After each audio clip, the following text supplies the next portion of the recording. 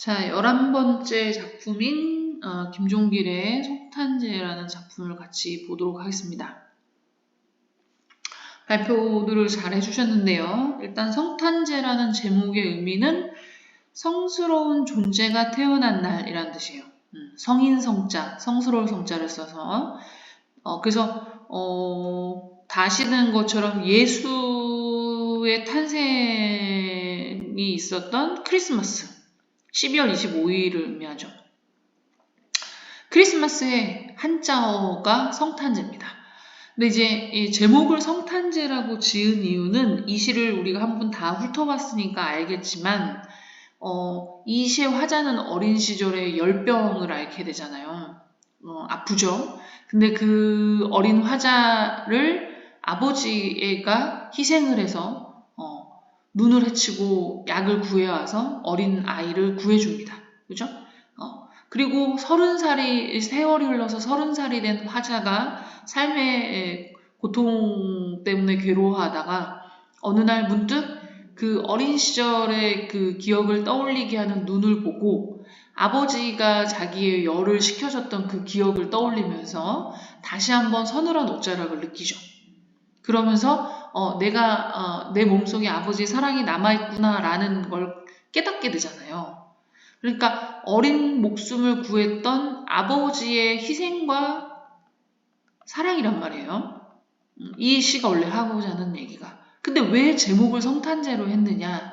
이 아버지의 희생과 사랑을 보편적인 인류애로 확대시킨다고 보시면 좋아요. 왜냐? 수업 시간에 선생님 잠깐 설명했으나 예수 그리스도가 이 세상에 탄생한 가장 큰 이유는 인류의 죄를 구원하는 거거든요. 구원. 사람들이 죄를 짓고 한 것을 대신해서 그 죄를 대신해서 십자가에 못 박혀 죽음으로 인해서 죄를 지은 인류는 그 죄를 씻고 천국으로 갈 수 있게 하는 거거든요. 그런 존재로서 예수가 이 세상에 탄생해서 죽음을 맞이하는 건데 이런 아버지의 희생과 사랑을 이런 종교적인 의미를 가지고 있는 예수의 구원과 연결시키면서 아버지의 희생과 사랑이라는 주제도 말하고 플러스 그런 보편적인 어떤 인류애와 희생과 사랑에 대한 그리움을 담고 있는 시라고 보시면 좋을 것 같습니다. 그래서 제목이 그런 의미입니다. 네, 한번 보죠. 어두운 방 안에 빨간 숯불이 피고 그랬어요. 일단 바알간, 빠알간, 바알간이라고 되어 있는 경우도 있고 빠알간이라고 되어 있는 경우도 있는데 중요한 건 붉은빛을 의미하는 거죠. 그렇죠? 그리고 원래는 빨간, 발간일 텐데 글자 수를 늘리는 시적 허용을 하고 있습니다. 그렇죠? 시적 허용을 하는 가장 큰 이유는 운율에 대한 일단 여지가 있는 거고요. 어두운, 발간 이렇게 글자 수를 맞춰서 운율을 형성하는 것도 있고 강조의 의미도 있습니다. 시선이 가게 하고 이 숯불이 붉게 피어오르는 모습을 강조하는 거죠. 그 다음에 많은 친구들이 잘 발표를 해줬는데 어두움과 빨간 숯불은 색채의 대비라고 할 수 있습니다. 네, 조심해야 될 거는 색채어를 사용하고 있는 건 아닙니다. 그치? 색채어가 있는 건 아니에요. 색채어는 여기 빨간만 색채어에 해당하죠. 어두운 방은 색채어는 아니에요. 색채어는 빨갛다, 노랗다, 파랗다 이런 색깔과 관련된 언어죠. 그렇죠? 그런 색채어가 사용되고 있지는 않으나 이 어두움이 갖는 그 이미지, 검은 이미지 그 다음에 숯불이 갖는 그 붉은 이미지가 서로 대비되면서 어두운 방안도 표현되고 거기에서 이렇게 피어오르는 숯불도 표현이 되는 거죠. 그리고 명암의 대비도 됩니다. 어둡죠. 암이죠. 빨간 숯불은 밝죠. 불이니까. 명이죠. 그래서 명암의 대비도 일어나게 됩니다. 그럼 이걸 통해서 하려고 하는 건 뭐냐면 이 외로이 늙으신 할머니가 어린 목숨을 지키고 계시는 이 방 안의 풍경을 조금 더 잘 선명하게 드러내기 위해서죠. 어둠이 찾아왔고 그리고 거기에서 지금 이 숯불이 이렇게 한쪽을 벽면에서 숯불이 이렇게 밝히고 있는 그 모습 우리가 교실이나 방에 전등을 켜거나 이 LED 등을 켜서 밝게 밝히는 거랑은 느낌이 다르죠. 그렇죠? 네. 그런 방안의 모습을 강조하기 위해서 색채와 명암의 대비를 이용하고 있어요. 그 다음에 선생님이 나눠준 프린트에 보면 어두운 방안은 죽음이라고 되어 있는데 어두운 방안이 죽음하고 이렇게 그렇게 생각하지 마시고 죽음의 이미지랑 비슷하다는 거예요. 그러니까 불이 꺼지고 무언가가 이렇게 가라앉아 있고 어두컴컴한 그 느낌이 이 아파서 시름시름 앓고 있는 이 아이의 이미지랑 연결되면서 그런 죽음의 이미지와 연결되는 거고 할머니가 그 어린 목숨을 지키고 있는 모습이 바로 이제 이 숯불을 피우고 있는 모습과 연결되겠죠. 그리고 아버지가 따오시는 붉은 산수 열매의 그 붉은 빛이랑도 연결이 되겠죠. 그래서 얘는 삶의 생명의 이미지와 관련되는 것이 피어있는 거. 무언가 피어나고 지키고 있고 붉은 산수 열매를 따오고 있고 그래서 느낌이 그 죽음의 이미지와 생명의 이미지가 이렇게 담겨져 있는 거지 어두워서 죽음이고 빨개서 생명이고 이렇게 암기하지 마세요. 절대로. 네. 그 다음 외로이 늙으신 할머니가 어린 목숨을 지키고 계시었다. 이 어린 목숨이 바로 이 시 전체를 보시면 알겠지만 이 시의 화자죠. 그리고 이 시의 화자인 즉 회상하고 있는 옛날 이 화자가 어른이 돼서 회상하고 있는 그 어린 시절의 모습이죠. 그렇죠? 그 다음에 애처로이라는 건 안쓰럽게 불쌍하게 잦아드는 그럼 이제 이 아이가 생각해봐야 돼. 열병에 걸리면 온몸에 열이 나잖아요. 그럼 애가 쭉 늘어져요. 쭉 하고 늘어져. 그 모습을 지금 애처롭게 잦아들고 있다고 표현하는 거예요. 그럼 이제 이 숯불이랑도 이제 이미지가 겹쳐잖아요. 불을 잘못 피우는 게 잦아들잖아요. 약간 그런 거랑 느낌을 좀 이렇게 잘 생각해 보세요. 예쁘게. 그래서 할머니가 뭐 외롭게 왜 늙으셨다고 표현했는지는 모르겠지만 뭐 할아버지가 안 계셨나 보죠. 그렇죠? 그런 할머니가 이 아이의 목숨을 어린 화자의 목숨을 어떻게든지 지키고자 이 불을 피우고 잠을 이루지 않고 그러고 계셨던 거죠. 할머니도 아버지와 마찬가지로 어린 이 화자를 위해서 기꺼이 자신을 희생했던 그런 분이기도 하죠. 근데 이 시에서의 초점은 아버지에게 맞춰져 있는 거긴 합니다. 이윽고 때가 지나서 기다렸나 봐요. 그렇죠? 당연하죠. 애가 이렇게 아파서 열이 나서 축축 처지는데 당연히 기다리겠지. 이윽고 눈 속을 아버지가 약을 가지고 돌아오셨다 그랬어요.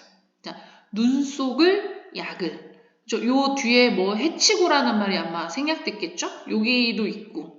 시는 구구절절하게 표현할 수 있어요. 산문시처럼. 그러나 기본적으로 시는 압축과 함축과 생략을 통해서 말하거든요. 그러니까 구구절절히 이렇게 하지 않고 여기에서 끊음으로 인해서 이 눈 속을이라는 의미가 강조될 것 같아요. 여기서 끊고 비우둠으로 인해서.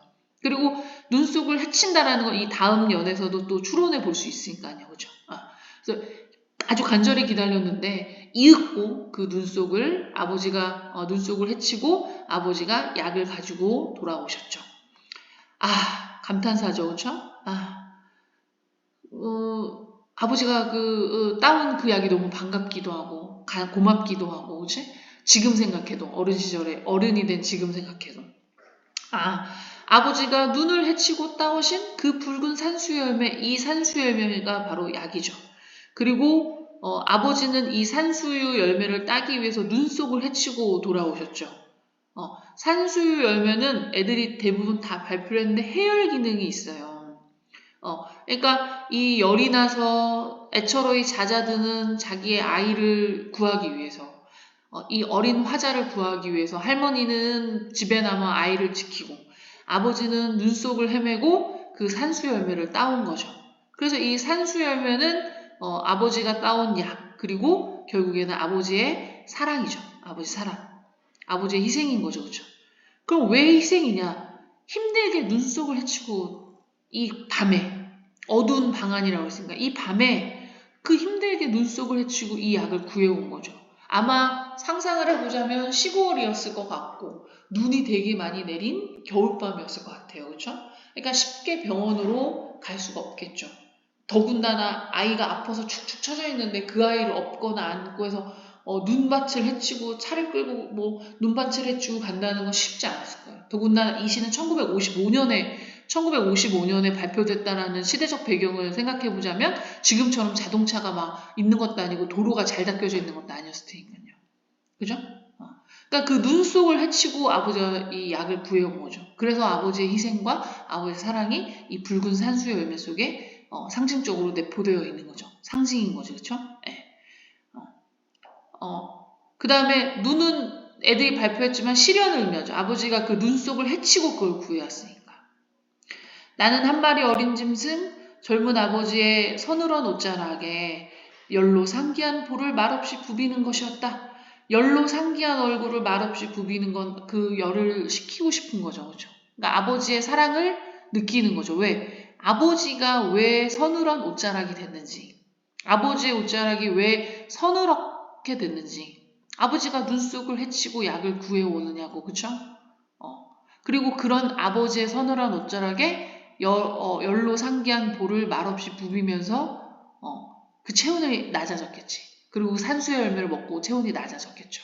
그럼 이 서늘한 옷자락은 결국에 이 산수 열매와 비슷하게 아버지의 희생, 시련, 그리고 아버지의 사랑이 담겨져 있는 거죠.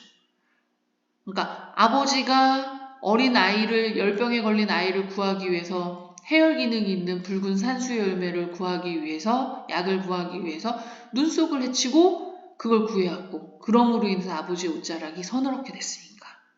그러니까 산수 열매와 서늘한 옷자락은 아버지의 희생과 사랑을 동시에 갖고 있는, 상징적으로 갖고 있는 시적 대상이라고 볼 수 있죠. 시어라고 볼 수 있죠.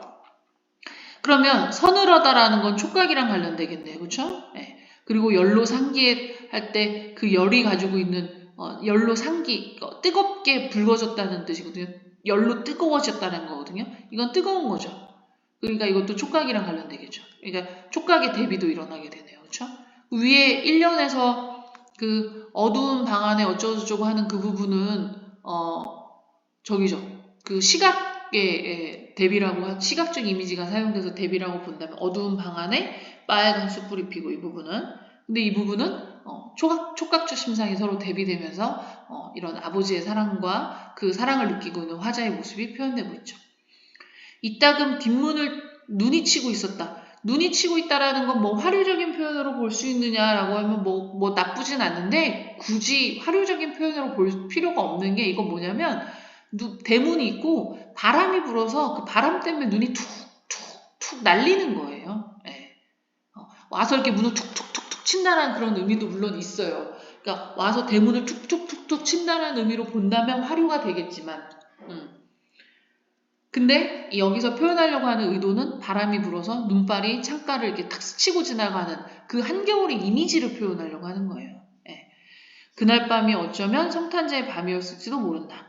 그럼 아까 왜 그날 밤이 어쩌면 성탄제의 밤이었을지도 모른다라고 생각하는 거냐면 정말로 어린 시절에 이렇게 화자가 아프고 그 아픈 화자를 구해왔던 아버지가 구하기 위해서 약을 구해왔던 그날이 12월 25일 성탄제 이게 아니라 아버지가 그렇게 사랑을 실천한 그 모습이 예수 그리스도가 사람들을 위해서, 사람들을 구원하기 위해서 자기를 희생한 모습과 이렇게 겹치는 거겠지. 그러면서 아버지가 나의 목숨을 구하려고 노력했던, 아버지가 나를 위해서 약을 구하려고 했던 그날이 예수 그리스도가 인류를 위해서 희생했던 그런 예수가 태어났던 그런 성탄제의 밤과 비슷한 그런 날이었겠구나 라고 생각하는 거죠. 특히나 눈이 내리던 겨울이었으니까, 네, 겨울밤이었으니까 아마 그런 이미지가 더 떠올랐을 것 같아요. 만약에 봄이었으면 부활의 이미지랑 연결됐을 수도 있어요. 그죠? 네.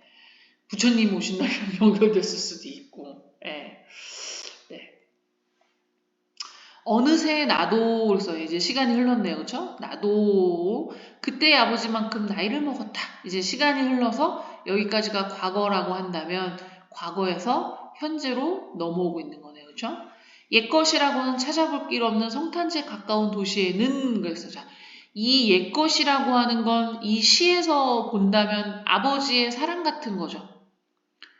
그죠? 아버지의 사랑과 희생 같은 거죠. 즉 누군가를 위해서 희생하는 어떤 그런 따뜻한 인정 같은 걸 얘기하겠죠. 그죠? 이 옛것이라고는 찾아볼 길이 없는 을 가지고 아버지가 돌아가셨다라고 해석하는 경우가 있는데 그것까지는 너무 오바고 아버지의 부재뿐만 아니라 이 부재는 뭐 아버지가 돌아가셔서 없을 수도 있지만 그런 아버지가 상징하는 이런 것들이 무시한다고 보는 게 훨씬 더 의미가 풍부해지겠죠. 그렇죠? 아버지가 돌아가셔서 내 옆에 없어요가 아니라 아버지가 상징하는 아버지의 사랑, 희생정신, 그리고 따뜻한 인류의 따뜻한 인정, 누군가를 위해서 기꺼이 자기를 내재워주는 그것이 사라진 거겠죠. 그렇죠? 그것이 찾아볼 길이 없는 성탄제 가까운 도시에는 그렇죠? 이제 예전에 그런 것들이 존재했던 그래서 성탄제의 밤이었을지도 모른다라고 생각했던 그때와 비슷한 어떤 시기인가 봐요. 그렇죠? 근데 이제 도시에 이제 반가운 그 옛날의 것이 내리는데 지금 그게 내리네? 이런 의미죠. 그렇죠? 반가운 그 옛날의 것이 내리는데 근데 이건 눈이지 눈. 즉 눈을 통해서 과거를 떠올리고 있는 거죠. 즉 눈은 회상의 매개체가 되겠죠. 그리고 이 눈은 결국에 아버지의 사랑을 떠올리게 하는 거니까 여기에서 눈은 긍정적인 눈이겠죠. 이 위에서의 눈은 아버지가 눈을 헤치고 약을 구해오고 뒷문을 치고 있는 이 눈은 아버지가 겪어야 됐던 시련이라고 한다면 고통이라고 한다면 희생을 의미한다면 이때의 눈은 그런 아버지를 떠올리게 했던 그 자기를 구해내고 자기를 사랑해줬던 아버지의 그 뜨거운 사랑을 그 간절한 사랑을 떠올리게 하는 긍정적인 눈으로 사용된 거겠죠. 서러운 30살, 운율을 맞춘 거기도 해요. 근데 이 화자는 지금 자신은 서럽다라고 얘기하죠. 화자의 감정이 직접적으로 표현되고 있죠. 감정의 직접 표출. 근데 30살은 선생님 수업 시간에도 얘기했지만 삶의 고뇌를 많이 겪는 날입니다. 그래서 그런 화자가 겪고 있는 삶의 고뇌를 구체적으로 보여주고 싶어서 이런 구체적인 숫자로 표현하고 있는 거죠. 그런 삶의 고뇌를 겪으면서 성인이 되고 해서 아버지와 같은 나이가 먹을 때까지 얼마나 많은 그런 것들을 했겠어요. 그렇죠? 그래서 서러운 감정을 느끼고 있는 어느 날 불현듯 아버지의 서늘한 옷자락을 느끼고 있는 거죠. 자, 예전에 나의 열을 아버지의 서늘한 옷자락이 그렇죠? 식혀줬어요.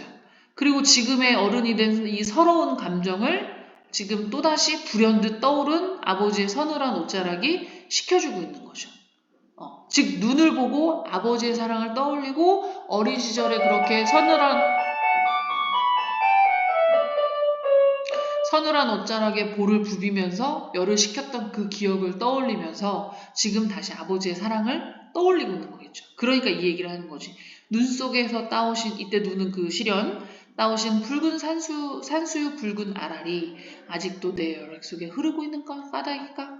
하고 본인의 그런 마음속의 혈액 속에 이 붉은 혈액 속에 또 이거 이렇게 색채의 대비다라고 색채의 대비로 여기서도 볼 수 있죠. 그렇죠?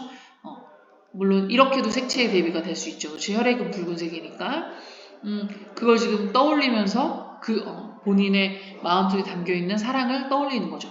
근데 여기는 서리법으로 보기 어렵다 그랬지. 서리법은 단정해서 얘기하고 있는 거야. 단정적으로. 그런데 이 시의 흐름을 쭉 보면 이 시는 우연히 어른이 된 어느 날 도시에 반가운 눈이 내리면서 그 서럽고 힘들게 살고 있는 자신을 위로해주는 아버지의 사랑을 불현듯 깨달으면서 아직도 내가 이렇게 건강하게 지금 현재 이렇게 살 수 있는 것은 그리고 나를 이렇게 위로해주는 존재가 남아있는 것은 어쩌면 아버지가 그 주었던 그 사랑이 아직도 내 마음속에 남아있는 건 아닐까 하고 스스로에게 묻으면서 확인하는 거거든요. 윤동주의 구절 중에 나는 홀로 침전하는 것이가 이거랑 비슷해요. 스스로에게 묻고 확인하는 거예요. 단정적으로 아버지의 사랑이 남아있어 이게 아니라. 그렇죠? 그래서 의문형 문장을 사용하고 있으나 서리법이 아닌 스스로에게 질문을 던짐으로 인해서 아버지의 사랑을 남아있겠구나라는 그런 어떤 깨달음으로 연결되는 그런 질문으로 보시는 게 저는 더 좋다고 생각합니다. 그래서 아버지의 사랑이 화자의 마음속에 남아있음을 화자가 이런 질문을 통해서 깨닫고 성장하고 있는 그런 모습을 보여주고 있죠. 그래서 이 시는 상징적이고 또 대비적인 그런 이미지를 사용해서 아버지의 그런 사랑과 그 아버지의 사랑을 통한 어떤 인류의 사랑, 인류를 구원하는 사랑에 대한 가치에 대해서 생각해보고 있는 그런 시라고 보시면 좋을 것 같습니다. 그래서 눈을 통해서 과거와 현재가 연결되고 눈을 통해서 과거를 해상하고 있는 다라는 거. 그리고 앞에 부분에서 눈은 실현의 상징이지만 뒷부분의 눈은 그 아버지를 떠올리게 하는 긍정적인 눈이고, 물론 맨 마지막 면에 있는 눈은 옛날 과거의 그 모습이니까 실현을 의미하겠죠. 자, 여기까지 성탄절 같이 살펴보도록 하겠습니다.